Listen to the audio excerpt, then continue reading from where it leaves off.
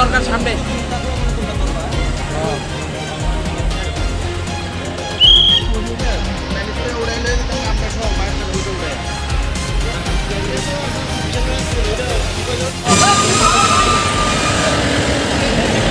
হ্যাঁ, বাড়ি কোন জায়গায়?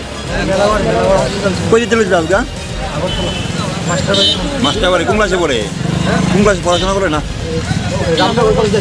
Third year. তার নাম কি তা বুঝছো? তোমার কি হয়?